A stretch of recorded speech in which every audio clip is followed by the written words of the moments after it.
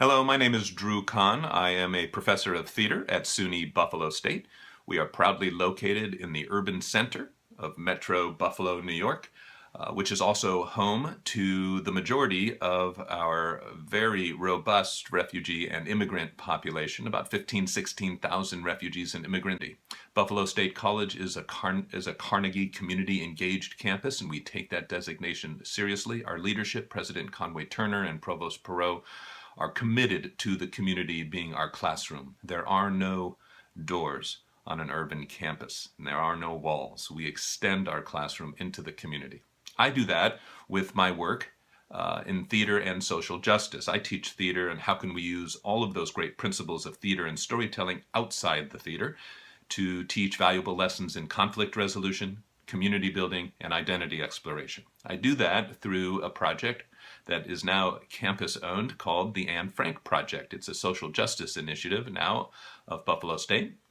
It started in 2006. I directed a production of The Diary of Anne Frank, and I had two Anne Franks to reach our very contemporary and diverse audience. One, our traditional Jewish Anne Frank, who was hiding from Nazis during World War II in Amsterdam. The other Anne Frank was a little Rwandan girl. She imagined herself a Tutsi girl hiding from Hutu extremists during the 1994 genocide, making the point that there's an Anne Frank in every genocide. How many diaries have we in fact missed? The sequence I'd like to share with you from the Anne Frank Project goes like this, and you'll see multiple applied learning applications.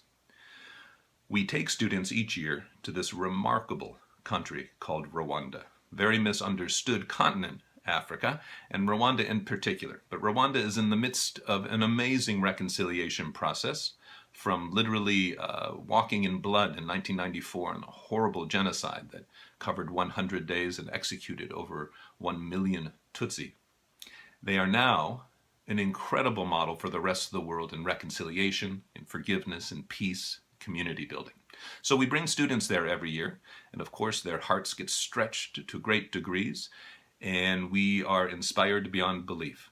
Those students come back to campus, and in the next semester they are with me in a class called Ensemble Theatre. In that, we huddle for the rest of the semester and we create a story together. This story is a collection of all of their inspirations from Rwanda with the intention of bringing it to high schools. So they're not necessarily Rwandan plays, but they are plays inspired by Rwanda's reconciliation and peace and recovery process. The following semester, we tour that show with an accompanying workshop to area high schools as a service of Buffalo State. I'm proud we produce our annual Social Justice Festival on the campus of Buffalo State, where we've welcomed over 40,000 attendees over past years. We also do workshops at local universities and other schools outside of the area in drama-based education and teacher training in drama-based education, really emphasizing the AFP, the Anne Frank Project story building model, as a curricular vehicle.